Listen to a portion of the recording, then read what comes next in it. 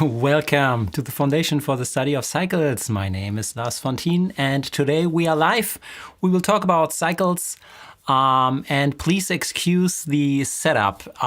We need to restart the stream. I don't know what happened here, but I hope you rejoin this session now.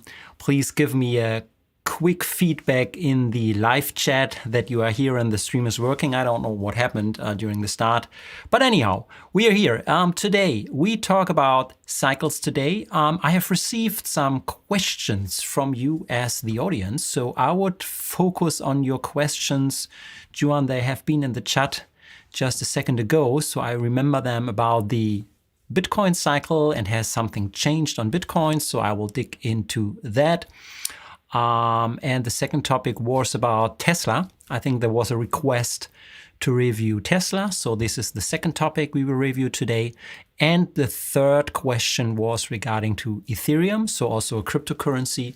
So let's use this as a third analysis for today. So as we are live, I will use this session now to go into what you requested instead of just pushing something to you. So therefore, it's always worth sending me your recommendations and questions. Okay, so just tell me that the audio is also fine. Not sure what the audio stream is telling me here, but I think I received the okay from your end, so I will continue working all fine. Thank you. So let's get into it. I just did the opening. So in order to use that, we will use our cycle scanner. By the way, there was another question from you if this application we are using here is available to the members. And yes, for sure, that's the purpose why we are here. So that's what we are using as one part of the tools. It's based on digital signal processing, and this application is available to every member. It's not a special application showing here. So feel free to join, and we will be able to do the same as I'm doing here. So first things first, Juan, I hope you are back with us here again, because I saw your questions in the chat. So please also drop a note in the live section that you are back here again. And I will start with your Bitcoin questions today. So let's move to the crypto section first, and open the current Bitcoin chart and data, what we're seeing here. So as you always know, this is the Bitcoin data we're using here. So we are hovering here at more or less a current new all-time high. And I think your question was around if the cycles have changed or top arrival is now shown as a phase setting. So if it has changed or not. If you have followed the last week's session, I often did an analysis and update on Bitcoin. So in general, there's no change in the overall Bitcoin analysis, but we can have a quick look at this again. So the first topic is, you see, when you start with this basic setting here, as we have some wild moves in Bitcoin, I always would recommend to add more data if you see this kind of straight up move here in Bitcoin. So in general, the amount of 850 days is enough to do a basic cycle analysis if you have enough cyclic movement in your data set, right? So if you don't have enough cyclic movement in a data set, more or less with the straight up move in the market, you need to add more historical data here.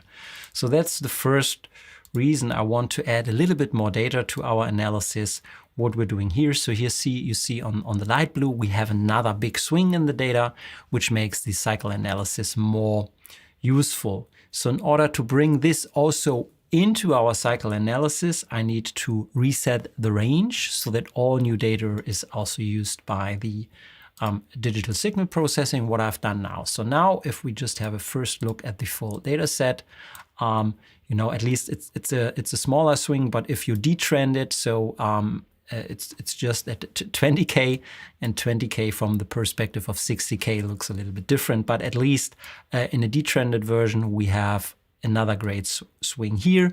And the pre-processing of the cycle scanner ensures that we don't need to care about detrending. That's embedded in the algorithm. Okay, so the main cycles which show up in the spectrum, at least I would start on the right-hand side of the spectrum chart from the length of the cycle, the longest ones, and in regards to the amplitude, which have the highest amplitude. The other measurements are Bartle statistics, strength score, which are indicated by this triangle here. So we have 3 cycles which we could pick for our analysis. And if you have done this regularly, you know that this cycle with a length of 200 days is the most important from when you come from the historical analysis, and now new cycles have been shown up. So we start always the analysis with the length of 200 days, and you know from the historical videos why the cycle is important. Oops, sorry here. So this is the first one to pick. I think I updated you, or we monitored this year while we saw this upswing here from the summer period onwards now. So what is interesting here, we have now passed this top arrival here, while Bitcoin is now hovering around the new all-time high. So what we need to take into account, and therefore the cycle analysis has not changed, are the other 3 dominant cycles which show up in the spectrum, which is also shown here in the list at the top. This is the cycle length with 295. So which is, in this case, what's interesting here, it's extending a little bit the top more into the future. So there's no big change, as you need to be aware of that we are looking for the timing of the cycle, not for the absolute amplitude, which shows here that the price goes to 56, which is wrong if you read it that way. We are looking for a turning point at this point in time, which is shown here at the bottom of the x-axis, which is mid-November in this case. So the difference is just looking at the cycle with a length of 200, which is indicating, or was indicating anyhow, the top around October, adding which seems like it's morphing into a longer dominant cycle here, which will shift the expected top a little bit into the future. And the third one is somewhere in the middle, so 230 something. So let's add this into the mix.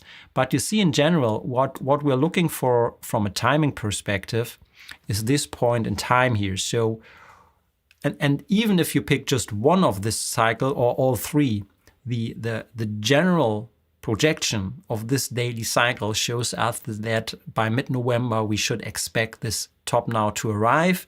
I mean, we need now to monitor. So if you are long in Bitcoin, I would now place very short stops, to ensure that the profits which we have from this pure cycle analysis are in since summer could be protected. It still can be that the price will move higher. So we are now just in a period of time where we can expect cycles to turn the price, but never trade cycles. You need to trade your asset, where you need to take into account more than just the cycle. But at least the cycles tell us, all 3 important cycles on the daily chart, that we are at the current top arrival. And Johan, this was your questions from the beginning before we switched the stream. If there's any change in that. No, there's no change. So I think if you did now different analysis, so what you can do from the end of the spectrum, you can now, to show you also this, you can also step back. So you don't take today's data, so you can go back a week, and let's say we will start the analysis.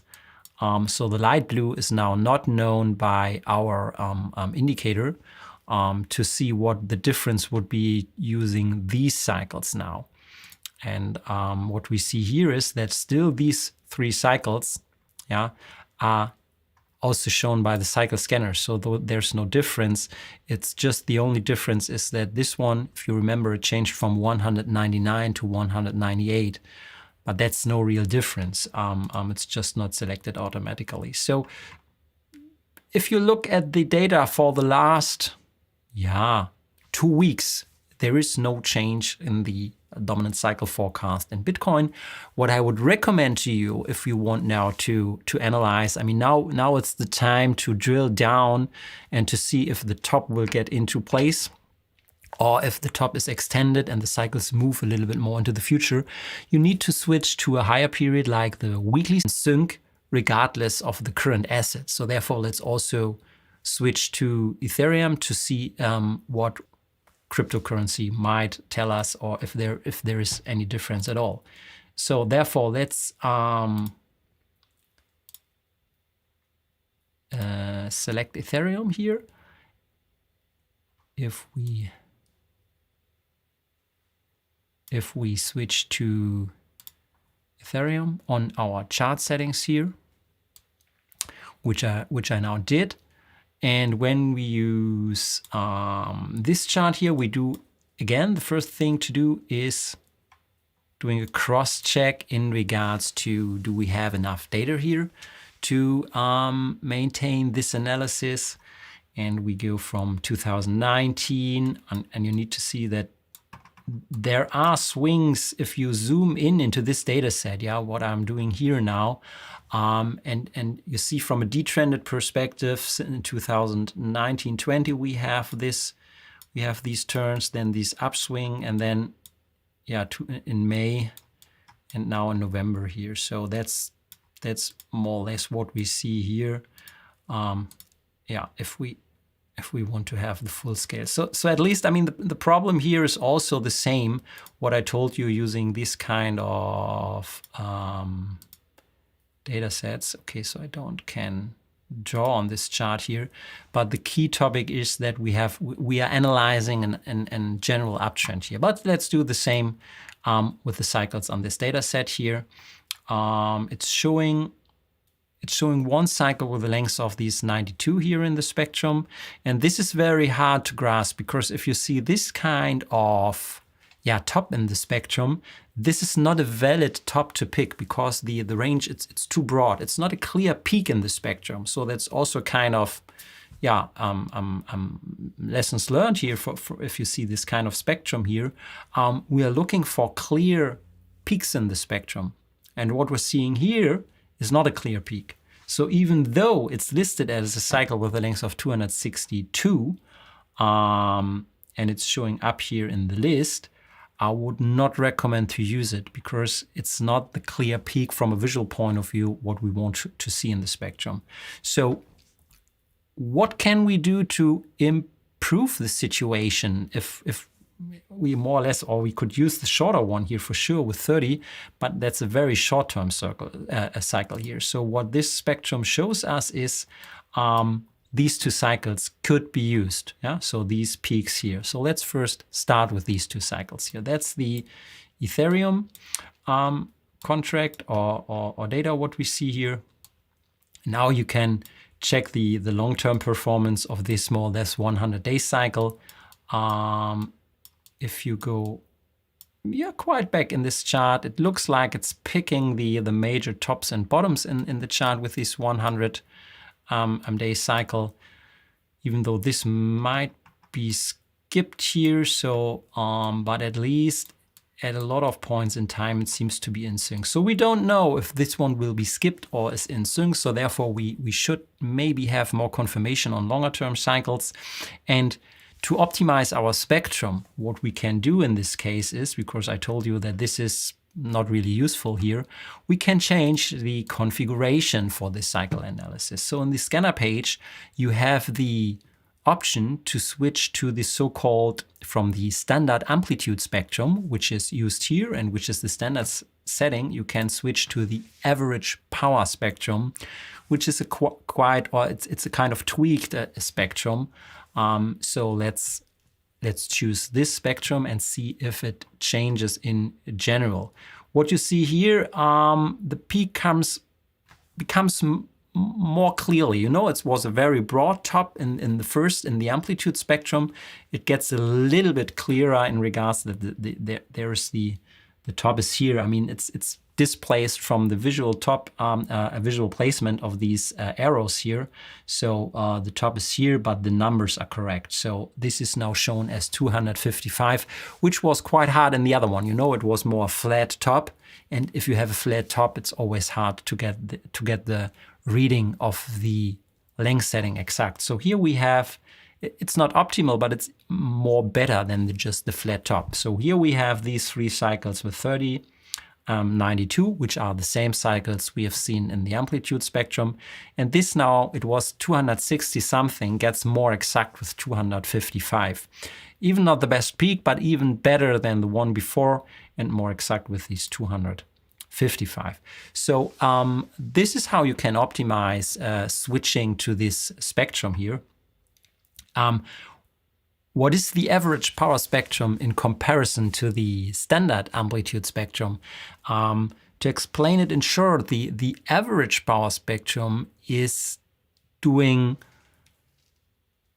a lot of spectral analysis in the background, while the amplitude spectrum is doing one single spectrum analysis and showing the output. The average spectrum analysis, so the second option we choose, is running, let's say, 10 different spectral analyses with slightly changing the starting point.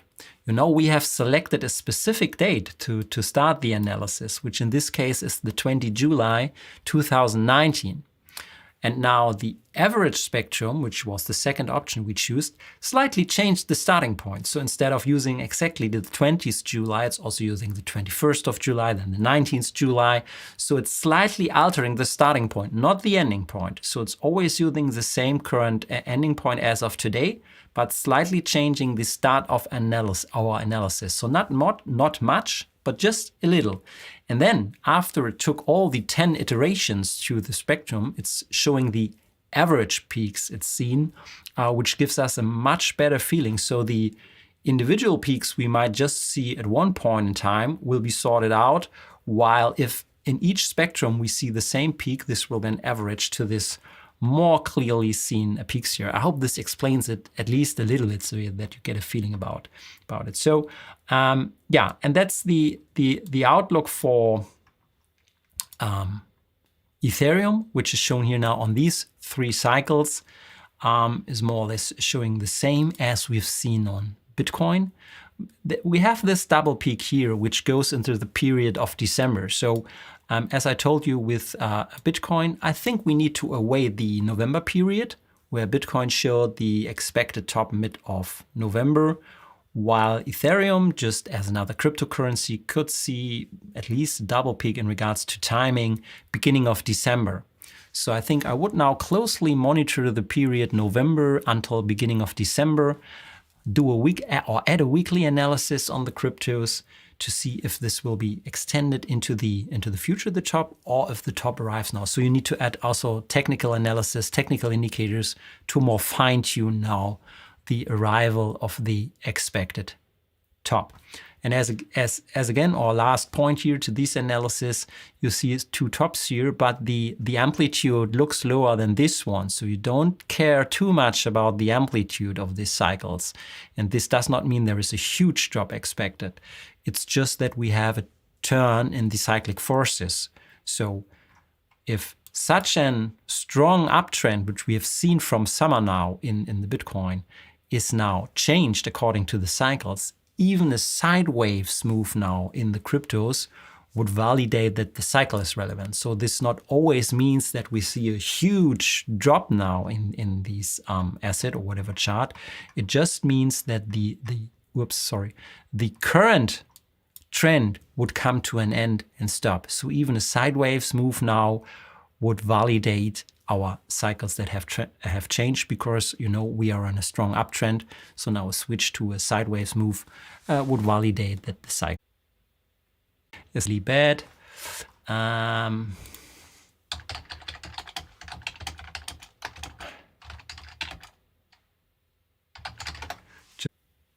Okay.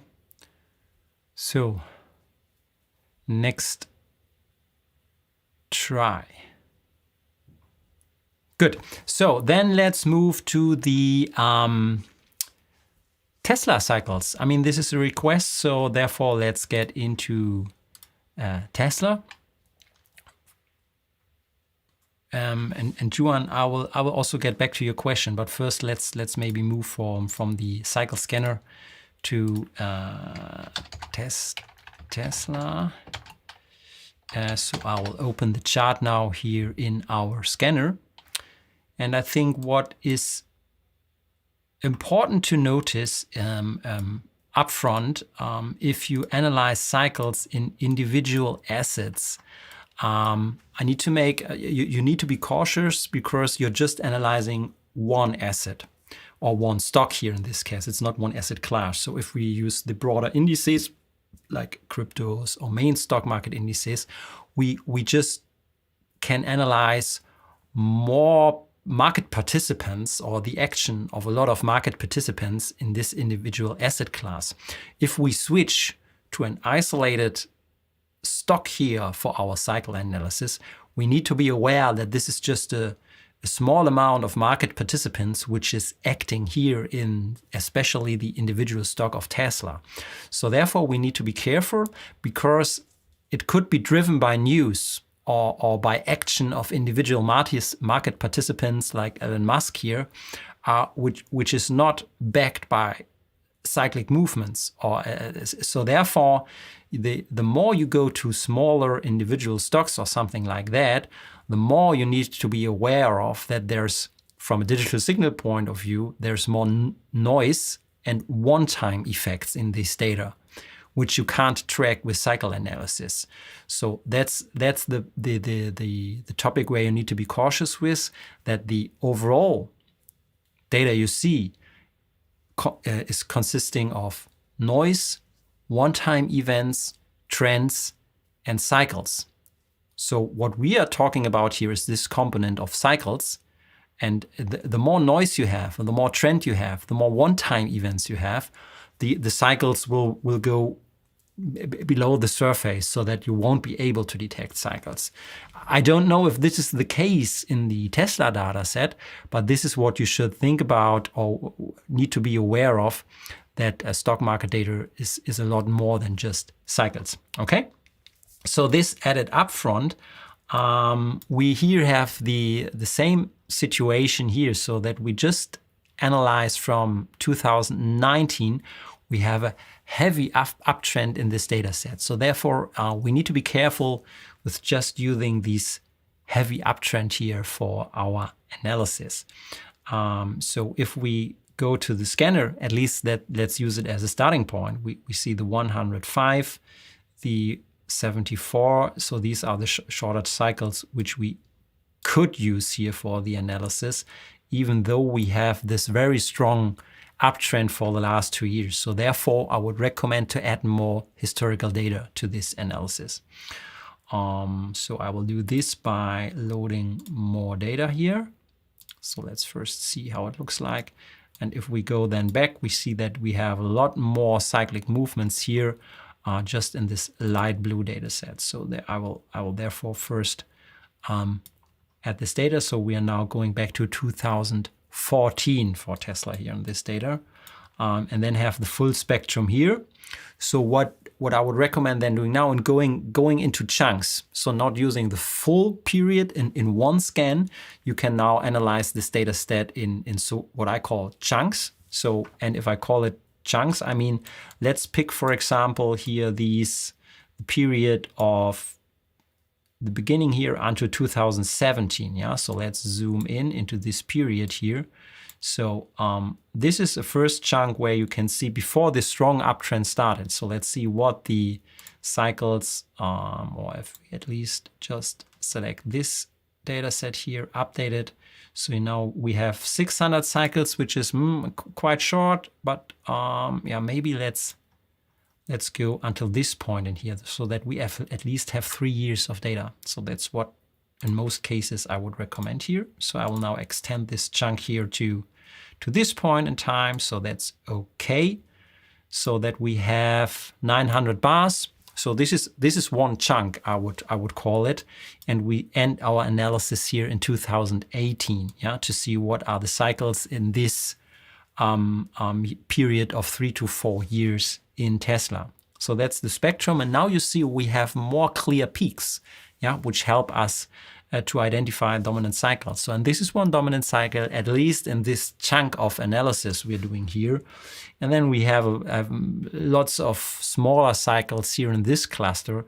But for this analysis, I think this is the key cycle to go with which is 245 5 days here in this analysis, and you see this picks these key cycles in this kind of chunk here we have. And now it gets interesting if you just analyze this forecast here, and this is the forecast period on the right hand side. So we did this forecast now April 2018, and it predicted more or less a top in the Tesla here for June, which is exactly what happened in the market. I mean, we're not interested in the historical analysis, but this cycle proved to be very accurate and even would have guided us at this point in time for the top to look at in the data. So, but what I want to take with us here is that we know if this cycle now reappears in our data set, we can have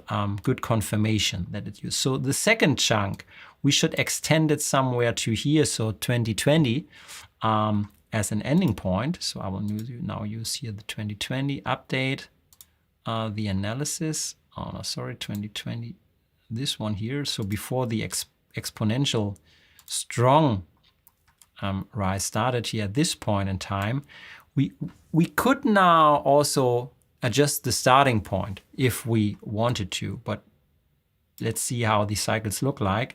What you can see here is now that this peak, it's still there. So it looks like this cycle has now morphed or shifted into the length of 228 days. We remember in the first cluster, this showed up as clear peak with 245. So, and we still have this clear peak at this range now in the spectrum. However, it seems like that if we move more into the future, the cycle length now shifted into a shorter period, which is quite common for cycles. So they don't stay static all the time. And if you do these analysis in chunks or clusters, you can see how the key cycles change their length setting and also their phase setting. So in this case, the 200, let's call it 240 nominal cycle, has morphed into a kind of shorter length setting of 228. And it looks like also in this shorter spectrum where we had before was just a big cluster with not one peak showing up. So we could add the 97 cycle now and could add a longer term cycle here if we want. So let's try to do this. So getting to know what cycles would be useful for this analysis. So the 228, the 360, which is more or less a yearly cycle, showing up here. So this is the yearly cycle. And then the shorter one of 97, which is showing up here. So, I mean, never add more than 3 cycles in a composite if you do this kind of analysis. So that's my first recommendation. The other point to make is so that at the point of the analysis, which was here in March, where we saw this cycle here, or at this point in time, yeah, cycle moved up, but the key point was then the point to look at. So at this point in time here, we would have looked for a downtrend or sideways move here. And at this point in time, this is the key change we would have expected at this time, which in this chart here, you see this is where the key or the main upswing started from 300 to 800 here in this case. Okay, so at least it was not helpful here during this period in time here, just picking this one here. But the point I want to make is just to change or to see which cycles should we use in our daily analysis for Tesla here. So this was the second chunk. And then we can now maybe update the analysis for the full chart here. And now what you see here is these cycles get a little bit mixed off. So if you see these peaks here, yeah, we can now conclude that at least from these 3 tops here, we should skip these 2 shorter ones, the 201 and the 178. And this cycle here was 232. You see now this appeared in all 3 chunks we analyzed. So this appeared in the first chunk, it was 245. In the second chunk, it was 220 something, I think. And now we have it in the third chunk, which is the 230 something. So at least all three chunks shows us that there's always a kind of cycle in the length of 230 something. And then the 100 cycle, I think this was the 97 in the chunk before. This is now moving into the 107, which is the only one I would pick from the shorter ones here. So these two cycles are confirmed by doing this historical analysis of our chunks here. And if we add this into the mix now, this is more or less at least the best cycle analysis we can do in this point in time on the daily cycles on Tesla. So what still needs to be proven if this was a one-time event by individual activities in the market, so this is then not caused due to cyclic behavior, or if we just see from a longer-term perspective here, it should indicate that we have a key change here in the Tesla cycle. So the first impulse here in this one was in February 2020, which picked exactly this, the change or the big downtrend here in Tesla at this point in time. The second top here was the key top in January this year, where we also saw the high of 800 and then the drop into 600 something, and then these have been picked the low points, and now we are at the third top of this cycle, which already might have arrived already. So then we should expect a larger down move here in Tesla, at least if we think these cycles make sense. As said again, you need to be careful with individual stocks. As noise and one-time events play a much stronger role in individual stocks than just pure cycles. But that's it. That's how I would approach now cycle analysis in Tesla. And I hope it helps you a little bit to understand when to use cycle analysis in individual stocks. I hope you saw a little bit how to validate cryptocurrency cycles with Bitcoin and Ethereum. And I think we're running 40 minutes. So that's for today. And I hope I responded also to your current interests. Maybe, Joan, your last or final question here for today. Isn't it better to divide by 2 or 5 or by 10 than divide by 3? I see from the perspective of Money Roads, like, dividing. Okay, we had another reconnection event. So that the harmonics of 2 and 3 are the most common ratios which you can observe in the stock markets when doing with the harmonics. So that's the purpose. Otherwise, I need to do a detailed topic on harmonics and relation between cycles, but that's ratios of 2 and 3 or halving or 1/3 of cycles.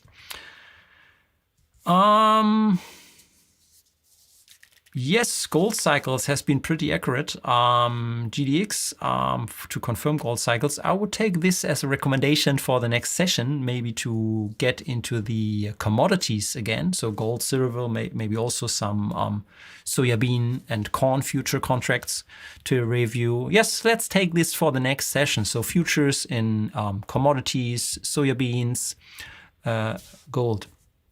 But I will stay here for some questions in general. Eric, in general, the amplitude becomes bigger when longer cycle lengths. I think it would be useful to analyze Tesla on a weekly basis. So first of all, yes, for sure. Always add the weekly perspective into your mix. And second, that's the normal purpose or by design. If you have cycles with longer lengths, also the amplitude is higher. So that's why we have introduced the strength score. Which divides the amplitude by length, so you can compare different cycles on their relation of the so-called strength. So the price move per 1 bar or 1 day. So if you divide the length by or the amplitude divided by length, so you get the amount of change introduced by an individual cycle for 1 bar, regardless of the length. So we normalize it on the length scale that you can compare cycles. So therefore, the cycle with the highest strength score is recommended, at least when you compare two cycles, so a shorter term cycle and a longer term cycle, because the absolute amplitude will not guide you in the right direction, because it's always the case that longer term cycles have higher amplitudes. Therefore, please look at the strength score. And in addition, for sure, please always use the longer and the shorter term time frame to validate your analysis. It's called the cycles within cycles approach on different time frames. Okay, so then let's close this session for today. Thanks for joining me again this week. And next week, as said, I will maybe focus then more on the futures and commodity contracts to see there. So please let me know what data you are interested in. As shown today, I will read your comments. I will follow up on your live chat section before we start to stream, and always happy to pick the ones which you are interested. So for now, have a nice week, stay safe, and see you next week.